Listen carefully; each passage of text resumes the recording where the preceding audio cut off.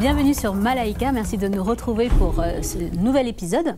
Et aujourd'hui, nous avons un sujet hautement controversé que vous allez découvrir avec moi dans un instant.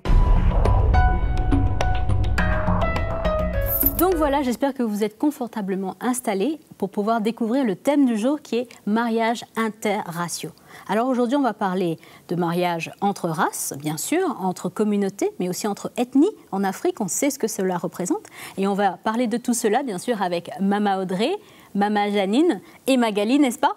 Tout à fait. Sujet chaud. Et donc, Mama Audrey, aujourd'hui, nous avons le plaisir d'avoir une invitée spéciale. C'est Nadine Niati. Merci en tout cas d'être avec nous. Plaisir, content d'être là. Merci Nadège. Donc voilà, on parlait de mariage interethnie, intercommunauté, interrace. Est-ce qu'il y a réellement une notion de race? On va essayer de répondre à toutes ces questions dans un petit moment. Mais avant tout, on va passer à la rubrique de Mag. Donc voilà Magali, oui, sujet chaud. Hautement controversé. Voilà, tout à fait. Sujet chaud et définition chaude aussi. Voilà. Alors, le mariage interracial mixte, selon que la notion de mixité se rapporte à la nationalité, à la race, comme tu l'as évoqué, à la couleur de peau, à l'ethnie aussi, peut avoir plusieurs sens. Alors, vous avez d'abord le mariage transnational. C'est l'alliance, Nadège, de deux individus de nationalités différentes. Vous avez le mariage ensuite interethnique, donc deux individus d'ethnies différentes. Ensuite, vous avez également interreligieux. Bon, ça nous concerne moins puisqu'on parle vraiment de couples là, on est tous chrétiens ici, voilà. Mais je voulais quand même le notifier. Et certains ont ajouté à ces critères, Nadège, d'autres critères de mixité. Par exemple, la classe d'âge, qui est très courant en Afrique. Vous avez beaucoup de couples où la femme est très jeune et le mari beaucoup plus âgé. Ça va même jusqu'à 20 ans de différence d'âge. Vous avez également la classe sociale. Donc, vous avez ces deux critères qui ont été ajoutés à la définition donc, du mariage interculturel. Alors, pour résumer, le mariage non mixte relève de l'endogamie. Donc, l'endogamie, j'ai appris pas mal de choses. C'est épouser son semblable. Okay. Et alors que le mariage mixte relève de l'exogamie, c'est épouser du différent. Exo, hors, différent. D'accord. Voilà. Alors, quelques exemples dans la parole de Dieu. L'Ancien Testament nous montre pas mal de mariages interculturels. Vous avez Ésaü, le fils d'Isaac, qui a pris des femmes parmi les filles de Canaan. Joseph, qui a été marié à Asnath en Égypte. Vous avez la première femme de Moïse, Séphora, et ensuite il a épousé une Éthiopienne. Et en fait, la problématique, en tout cas nous dit la parole de Dieu, de ces mariages-là, c'était pas dû à la race ou à la nationalité, mais c'est plutôt au danger qu'elles avaient un Dieu étranger et que Dieu réprouvait ces dieux étrangers, justement, parce que ça faisait tomber dans l'idolâtrie et ça faisait écarter ceux qui se mariaient avec ces femmes de l'Éternel. Alors, le contexte en Afrique, ce qui ressort dans le continent, après les lectures que j'ai pu faire, c'est le mariage endogamique. C'est cette pratique coutumière qui oblige un membre d'un groupe social à se marier à l'intérieur de son groupe homogène, c'est-à-dire qu'on se marie avec son semblable, clan, caste, classe sociale, famille de même religion. Donc c'est ce qui ressort en tout cas, et c'est aussi le schéma qui est adopté dans les églises, à ce que j'ai pu voir en tout cas dans les lectures que j'ai pu faire. Les pasteurs en fait, ils recommandent, Mama Audrey, d'éviter les problèmes dans les mariages mixtes, parce qu'il y a des problèmes, notamment même pour la dot, ça pose des problèmes, ça pose des problèmes de culture, etc. Par exemple, dans un pays comme le Burundi, une ethnie qui s'appelle Munya Karama, je vais y arriver, eh bien cette ethnie-là ne peut pas épouser un Muoro, parce que c'est considéré comme un inceste. Ça va très très loin. Voilà, c'est considéré, en fait, l'un sûrement est considéré comme inférieur à l'autre, et donc ce sont des mariages qui ne se font pas entre ethnies. Alors, c'est plutôt un lien de parenté, non? Voilà, je pense aussi. Alors, vous avez également le cas de l'Afrique du Sud, quand même, faut en parler, parce qu'en 1949, dans ce pays, il y a eu la loi qui a été l'apartheid, et il y a eu seulement 4% de mariages célébrés en Afrique du Sud qui sont interraciaux. 4% seulement à cause de cette loi-là qui n'est plus en vigueur. Voilà, je précise. Entre les Noirs sud-africains et les Blancs sud-africains. Voilà ce que j'ai pu trouver sur cela. Et après, je voulais parler un peu aussi d'un phénomène que j'ai vu un petit peu dans les lectures que j'ai pu faire, les phénomènes des Beach Boys. Ça, c'est courant dans un pays comme le Kenya, par exemple. Ce sont des Noirs, des gigolos d'Afrique, comme on les appelle, et qui, eux, cherchent aussi ces mariages interraciaux avec des femmes blanches pour, justement, arriver, c'est vrai, à un niveau social plus élevé, etc. Et malheureusement, des fois aussi, dans les églises, eh bien, il y a ce phénomène qui se qui s'illustrent. Et l'inverse aussi est vrai, des femmes africaines noires qui cherchent des hommes européens, blancs ou américains, peu importe, pour sortir de leurs conditions sociales. Tout à fait. Justement, pour refaire un focus pour l'Église, justement, à Kinshasa, comment ça se passe, Mama Janine? Écoute, à Kinshasa, c'est une mégalopole, c'est une grande ville, donc avec beaucoup d'ethnies qui ont bougé par rapport à la guerre qui se passe à l'Est depuis 20 ans. Donc ça fait que beaucoup d'ethnies ont bougé pour venir dans le centre, à la capitale. Donc on rencontre beaucoup de mariages finalement qui se font interethniques. Et ce sont des mariages qui se passent pour la plupart du temps assez bien. Parce que ce sont des gens qui finalement ils vont finir par évoluer en ville, qui vont aller à l'université en ville, ils vont aller à l'église aussi, donc ils vont faire des rencontres. Donc l'église et l'université vont être considérés comme des lieux aussi de rencontre, comme une seconde famille. Donc ça favorise un peu, si tu veux, ces mariages intercommunautaires. Cependant, il n'en demeure pas moins vrai, Maman Audrey, parce qu'on ne va pas se voiler la face, qu'il y a certaines familles qui restent quand même assez opposées au mariage interethnique, pour des raisons que Magali a évoquées, qu'on connaît. Mais les préjugés qui sont les plus tenaces, c'est par exemple, dans telle tribu, les hommes sont irresponsables, ils sont polygames, ou dans telle autre, les femmes dominent leur mari, elles sont... Des labels. Voilà. Donc tout ça, ça fait que parfois, les gens vont rencontrer des difficultés. Alors, à contrario de ce que disait Magali tout à l'heure, à Kinshasa, les pasteurs, lorsqu'il y a des difficultés pour des mariages intertribaux, ils vont intervenir comme des médiateurs. Souvent pour faciliter la relation et l'échange pour l'acceptation de la famille. Mais on rencontre aussi des familles, en tout cas des jeunes gens, qui refusent de se marier parce qu'il y a une telle pression familiale.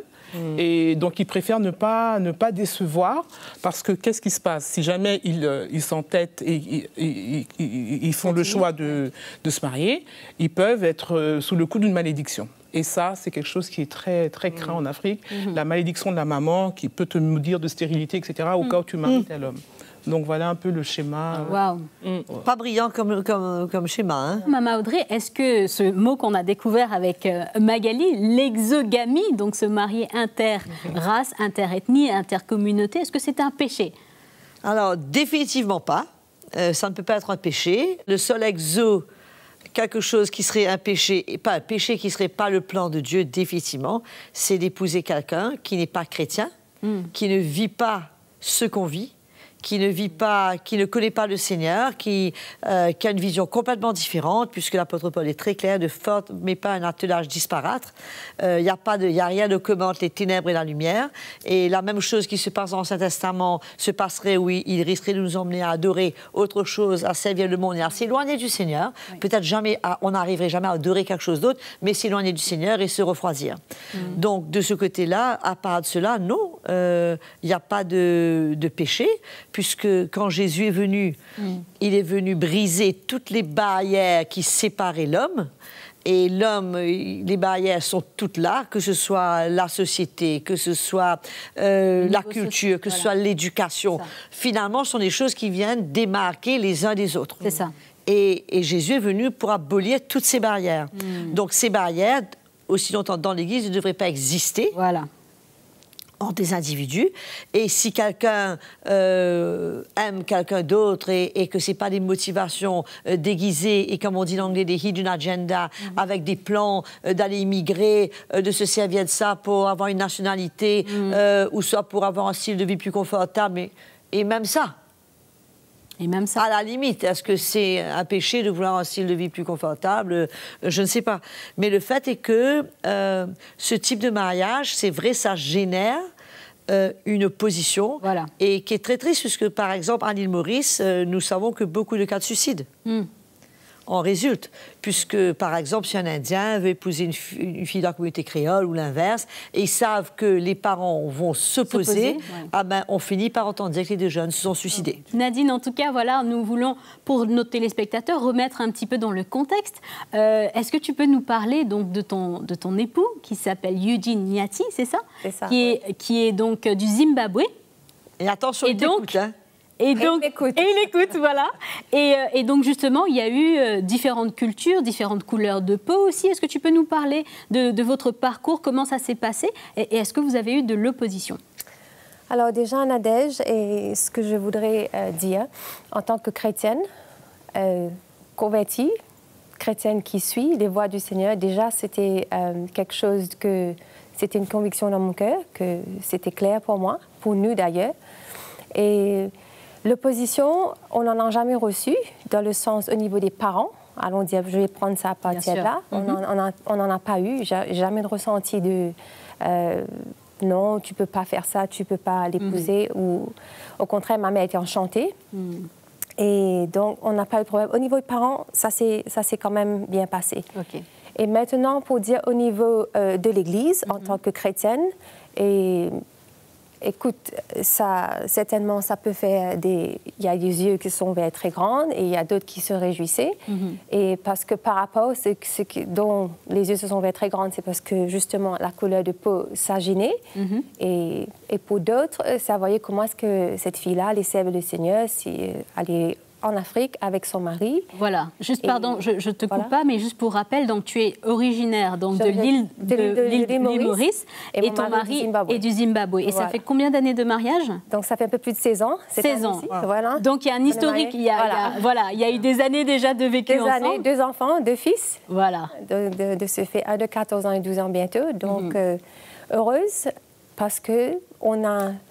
La vision, le but de notre mariage, c'était dans le Seigneur. Amen. Amen. Amen. Et c'était pas en dehors. Ma motivation de me marier, et c'était seulement pour être dans le plan de Dieu, servir le Seigneur librement.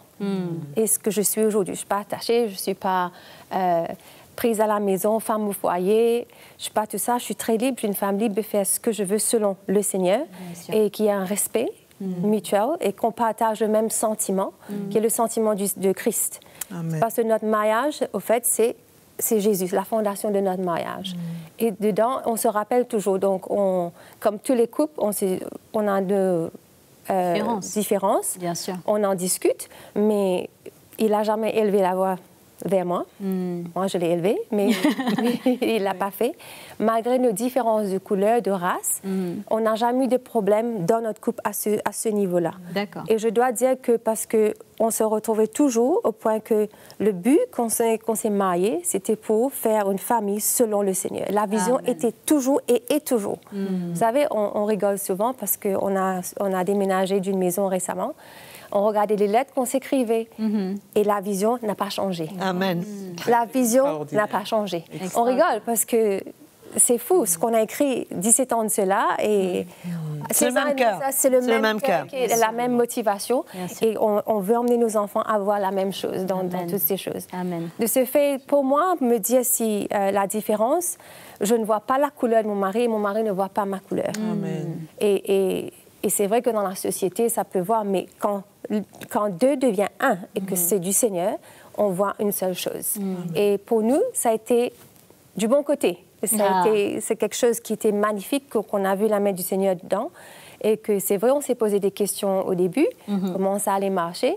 Mais n'empêche, parce que la conviction que le Seigneur a mis individuellement dans nos cœurs, parce qu'on savait premièrement c'était pour son service, c'était pas pour sujet personnel, parce qu'on se faisait vieux, il fallait bien s'accrocher à quelqu'un, mais c'était quand même dans notre cœur de pouvoir être et rester dans le plan de Jésus. Amen. Donc, tout ce qui dit culture, c'est la culture de Jésus. On doit se rappeler que c'est pour moi, on est dans cet évangile, on comprend ce que l'évangile dit, on comprend ce que Jésus a fait pour nous sur la croix, tout retourne à lui. Amen. Et pour moi, c'est ça le but, finalement, de ce que mon mariage est solide, c'est parce qu'il y a Jésus au centre. Et la fondation. Et la fondation de tout cela. Maman Audrey, c'est vraiment intéressant son témoignage et j'aimerais rebondir sur cette notion de race. Parce que souvent on parle de la race, par exemple là on a un exemple sous les yeux on va dire une femme de couleur blanche et un mari de couleur noire, si je peux dire ça comme ça. Est-ce qu'on peut vraiment avoir cette notion de race encore qui existe dans l'Église? Il ne devrait pas avoir de racisme. Certainement qu'il n'y a pas de place pour le racisme dans l'Église, mais il faut se rendre compte d'une réalité, que dans l'Église n'a pas encore totalement surmonté le mur de culture. Oui, c'est vrai. N'a pas encore surmonté, qui est encore une barrière dans beaucoup de cas et qui, très souvent, met un frein dans certaines personnes qui aimeraient prendre cette direction. Tout à fait. Et bien sûr, le fait de se dire l'opposition qui va en sortir, c'est pas tout le monde qui veut aller dans cette direction. Je me souviens d'un film que j'ai vu de cet homme qui a été le président du Botswana. Oui, voilà. Qui a fait face à l'opposition de tout un pays. Qui a été extraordinaire, ce film. Cet homme et cette femme, ils ont payé un prix extraordinaire. Mais à la fin, ça me laisse une petite note. Je me dis, écoute, toute cette souffrance qui a eu lieu, le peuple qui a eu lieu, le peuple qui a souffert, les morts, tout ce qui a pu avoir lieu. Mais dans le Seigneur, ça ne devrait pas être comme ça. Mais il y a une réalité où il y a des réactions.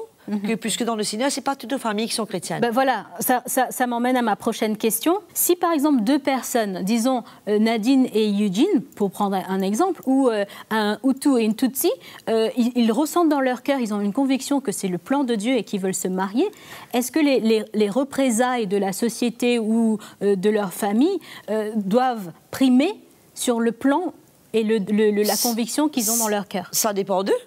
Est-ce qu'ils sont prêts à faire face au prix de leur amour? Le fait est qu'ils sont libres. Il faut savoir que le Seigneur nous a rendus libres.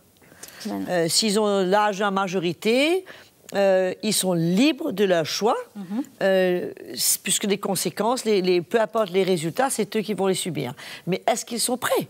Est-ce qu'il y a tout le monde qui est prêt à subir cette opposition? Comme je dis, il se peut que les parents ne soient même pas chrétiens. Tout à fait. Tu vois, et bien souvent, il y a des questions d'héritage. Chaque communauté, chaque culture, ils ont leur différence. Bien sûr. Or, il n'y a aucun souci sur le plan biblique. Donc, si 2 jeunes veulent se marier, voilà, ils sont libres. Donc c'est ça qui prime sur les représailles ou les peurs des conséquences. Ça devrait primer. Voilà. Mais est-ce que ces gens sont prêts à payer ce prix-là pour leur amour? Ben, ce n'est pas toujours le cas. Et dans le cas où que ça se fait, ils sont libres d'aller dans la direction qu'ils veulent, quitte à déplaire à leur famille. En parlant de famille, justement, Audrey, moi, ma question, c'était pour Nadine. Je voulais te demander, est-ce que, parce que ça a joué, parce que vos parents, à ton mari et tes parents étaient chrétiens, est-ce que tu penses que s'ils n'étaient pas chrétiens, tes parents, vous auriez plus d'opposition? Surtout qu'après ton mariage, je crois que tu es partie habiter dans le pays de ton mari. Voilà. Est-ce que dans la société aussi, tu as rencontré cette opposition? Pas dans l'église, mais dans dehors. La société, ok, déjà, mon père, il n'est plus, et il n'était pas chrétien à l'époque. Ah, donc. Mais il n'avait pas de problème avec les couleurs. Il m'a dit, ma fille, tant que tu es heureuse et que tu sais dans ton cœur c'est ce qui est bien pour toi, tu as ma bénédiction. Et du côté d'Eugene, c'est vrai que ses parents sont des chrétiens et j'ai jamais ressenti qu'ils s'opposaient, que c'était gêné. Au contraire, j'étais toujours leur préféré. Mon beau-père et moi, on avait tout le temps une bonne relation, on s'entendait, on se téléphonait et j'étais très libre avec eux. De dire, de partager ce que je voulais, même avec ma belle-mère, parce que j'ai d'autres belles-sœurs et des beaux-frères qui n'ont pas la même liberté, parce que, vous savez, quand ils rentrent chez vous, ils se mettent à genoux et d'autres vont s'asseoir dans le coin ou dans la cuisine, les belles filles vont là-bas, mais moi, j'étais dans le salon et je faisais de la conversation, on rigolait. Donc, c'était ma liberté et c'était bien pris, il n'y avait pas de regard que c'est pas ta place. Tu devrais être au fourneau, à faire à manger. Mais il n'y a pas eu ce sentiment, il n'y a pas eu jamais ce dégagement de dire, te faire comprendre que c'est pas... Il n'y a jamais eu ça. Alors, moi, j'ai une autre question concernant les différences culturelles, parce que, par exemple, pour toi, ça a été une adaptation pour pouvoir changer de pays et d'aller dans le pays de ton mari. Culturellement, la nourriture, la tradition, la façon de faire. Comment tu as surmonté toutes ces différences? Parce qu'il y a pratiquement toute une vie à apprendre en quelque temps. Oui, c'est vrai. Mais comme j'ai dit au début, Eugene et moi, on n'a pas eu... Pour être honnête, dans notre couple à nous, on n'a jamais eu de problème déjà sur la nourriture. Déjà, il ne mange pas la nourriture. Il mange mauricien. Il mange mauricien. Ah ben donc tu Tu n'as pas eu un typiquement africain, alors? C'est lui qui a eu à s'adapter à son style de nourriture et son style de vie. Voilà, alors, par exemple, le salsa, c'est pas son truc préféré, quoi. D'accord. Donc, j'ai pas eu, moi, alors que je l'adore, quoi. Oui. Bien regarder, c'est moi toi la qui es noire, africaine c'est et c'est lui qui est blanc, quoi. maurice. Donc, voilà. C'était très rigolo souvent de voir comment on faisait les choses. Oui. Et il ne va pas habiter dans n'importe quel quartier. Il va toujours se retrouver dans les quartiers les plus chics. Et d'ailleurs, quand je l'ai connu, je l'appelais Monsieur Bon Chic, bon genre. Je ne comprenais rien parce que c'était vraiment... L'anglais ne comprend pas ce terme-là. Et donc, je lui dis, ben, écoute, tu es bon chic, bon genre. Parce que c'était vraiment ça. On s'entendait. Donc, on n'a pas eu, je ne veux pas dire... Donc, il n'y a pas eu de clash, il n'y a pas eu de clash culturel. Non, pas du tout. Pas du tout. Au contraire, ce qui m'a vraiment choqué, c'est qu'il était attentionné et c'est qu'il était un gentleman. Parce que... Pas il était, il est. Voilà, sorry, il est gentleman, ça veut dire quand tout a commencé. Et ça n'a pas changé d'ailleurs, au fait. C'est quelqu'un de très posé, qui parle, qui ne change pas, qui ne varie pas dans sa façon d'être.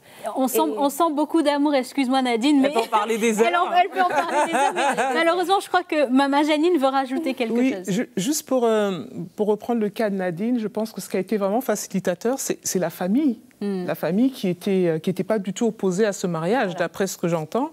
Et ça, c'est quelque chose quand même qui est louable. Qui est louable, parce que bien souvent, dans tous les cas où il y a des difficultés, c'est la famille qui s'oppose. Bien sûr. Maman Audrey, imaginons un cas concret d'un jeune garçon, du Zimbabwe, qui veut épouser une jeune fille du Cameroun. En l'occurrence, je suis camerounaise. Donc, imaginons maintenant que ce jeune garçon refuse d'aller, ou en tout cas renonce à aller dans cette direction, de peur de l'opposition de sa famille ou de la représaille de sa famille. Est-ce que c'est du compromis, de la lâcheté, de la peur? Comment est-ce qu'on peut prendre cela? Écoute, je ne dirais pas du compromis, je ne sais pas quel est le terme, mais il est libre. C'est-à-dire que dans sa décision... il doit être en paix avec sa décision et il doit être prêt à faire face aux conséquences de sa décision si il va y en avoir. On ne peut pas le blâmer, puisque si je reviens au cas de ce couple qu'on a vu de Botswana, s'il avait refusé d'épouser cette femme, est-ce qu'il aurait été lâche? Je ne crois pas. Je ne crois pas. Il y a peut-être parfois une sagesse, il y a peut-être parfois... peut-être qu'il n'est pas équipé en lui pour faire face à ce type de persécution et à ce type de position. Et dans certains cas, ça va loin. Ça va très loin, où ils sont rejetés de la famille, où tous les liens sont coupés. Surtout quand je vois dans certains mariages complètement différents, il y a des réactions parfois qui sont assez violentes. Assez violentes, oui. Qui sont assez violentes. Et il y a certaines personnes qui ne veulent pas remuer la boue, qui ne veulent pas secouer la situation, et ils renoncent. Est-ce qu'ils ont raison? Est-ce qu'ils ont tort? Je ne peux pas dire. Mais ça les regarde personnellement et à la fin du jour, parfois, ils finissent après tant d'années de se retrouver. Ce sont des choses qui arrivent aussi. Mais c'est très compliqué. Ce n'est pas des situations faciles à résoudre. Mais si eux, ils réalisent que sur le plan de Dieu, le Seigneur les voit libres. C'est ça. Et qu'eux, ils sont prêts à aller dedans. Et peu importe les conclusions, peu importe les conséquences, écoute, c'est leur choix et ils ont le droit de choisir ça. Tout à fait. C'est la liberté. C'est un peu comme, on va dire, le choix d'être chrétien à un certain moment où on a besoin de prendre une position. De se positionner. Voilà. Exactement. Et si dans beaucoup de cas, il y a une persécution énorme qui s'ensuit, c'est la décision de l'individu. Et je pense qu'il faut comprendre, à la lumière de l'Évangile quand même, c'est important de savoir que Jésus est venu pour détruire les barrières entre l'être humain, entre les êtres humains. Et c'est triste parfois de voir jusqu'à où ces barrières peuvent emmener même des chrétiens. Ça va au-delà du mariage, ça va très très loin. Et où finalement la culture prime sur la liberté en Christ. Oui, et finalement, en fait, on se rend compte que dans certaines communautés, tout va bien entre communautés jusqu'à ce qu'arrive la question du mariage, qui vient soulever, on va dire, toute cette, on va dire, ces racines. Tous ces sentiments qui sont latents et qui sont là. C'est ça. Et quelque part, finalement, comme tu disais tout à l'heure, si le Seigneur a aboli tout cela, tout devrait être possible dans l'Église du Seigneur. Oui, et c'est triste de voir, comme disait Magali, que je vois que c'est Magali qui disait ça, ou Janine, qui disait que c'est un pasteur, je crois que c'est Janine, qui disait que c'est un pasteur, encourage même la congrégation dans ce sens. Voilà, c'est ça. C'est quand même aller très loin. De là à ne pas encourager dans un autre sens, peu importe, mais d'aller encourager son peuple pour dire, écoutez, moi je crois qu'il faut que le pasteur encourage son peuple pour dire, vous êtes libre. C'est ça. Exactement. Et de respecter. Justement, souvent les pasteurs ne sont pas libres. Eux-mêmes. Eux-mêmes, ils ne sont pas libres, mais dans la parole de Dieu, on doit réaliser que le Seigneur, si moi je ne suis pas libre, je ne peux pas empêcher les gens autour de moi d'être libres, eux. Je dois pouvoir leur dire, écoute, pour moi, je n'aurais pas fait ça, mais la parole de Dieu, je veux que tu saches que tu es libre d'épouser cette sœur, d'épouser. Et surtout quand il s'agit de deux chrétiens. Voilà, c'est ça. Surtout quand il s'agit de deux chrétiens qui sont dans le même mode, qui sont dans la même vision, qui veulent servir le Seigneur, qui veulent vraiment donner leur vie pour l'Évangile. Je sais que, comme disait maman Janine, il y a beaucoup qui se rencontrent dans les universités. Oui, tout à fait. Et quand ils sont dans les universités, ou ça dans un autre pays, où ils sont déjà sortis de ce contexte tribal, de ce contexte village, de ce contexte de leur pays. Ils arrivent, ils voient autrement, et subitement, ils voient que c'est plus que possible, ils voient pas qu'il y a des barrières entre lui et cette fille, et pour eux, il n'y a aucun problème. Mais quand ils retournent à la maison, c'est parfois autre chose. Justement, je sens qu'on aurait pu encore continuer, Maman Audrey, mais on va devoir passer au mot de la fin pour justement un dernier encouragement pour nos téléspectateurs. Mais écoute, si vous êtes dans cette situation où vous voulez épouser une fille ou un garçon qui n'est pas de votre tribu, de votre race, moi je pense que le point important, c'est de savoir, est-ce que cette personne est dans le Seigneur? Est-ce que cette personne épouse vos convictions? Est-ce que vous avez la même vision? Vous avez le même désir de servir le Seigneur? Je crois que c'est la base, de toute façon, de tout mariage. Que ce soit comment on disait, exogamie, endogamie. Ou endo. Exo ou endo, je crois que ça devrait être la préoccupation de tous. Et le reste, Jésus a dit, aime ta femme comme Jésus a aimé l'Église. Voilà. Amen. Et à la femme, soumets-toi, comme l'Église est soumise à Christ. Je crois que la solution est la même pour tous. Pour certains, un peu plus compliqué que pour d'autres, mais la solution est la même pour tous, et c'est le message de Jésus, et c'est ça qui réconcilie tout. Amen. Amen, Maman Audrey. C'était très, très clair. En tout cas, merci beaucoup. Merci en tout cas, Nadine, d'avoir fait le déplacement et d'avoir partagé ton témoignage. Merci beaucoup, bien sûr, Maman Janine, Magali. Et merci à tous ceux et celles qui nous suivent. Bien sûr, continuez à nous écrire sur Facebook et sur YouTube. N'oubliez pas, abonnez-vous, donc APA. Aimez, partagez et abonnez-vous pour nous suivre sur YouTube. Je vous dis à très très bientôt pour la suite de notre programme. Salut à tous, merci en tout cas d'être là. Si vous avez été encouragé par cette vidéo, si vous avez été édifié par le programme Malaika, c'est très simple, APA. Aimez la vidéo, partagez-la autour de vous et bien sûr abonnez-vous, c'est le petit bouton rouge en dessous de votre écran pour être les premiers informés des prochaines parutions Malaika.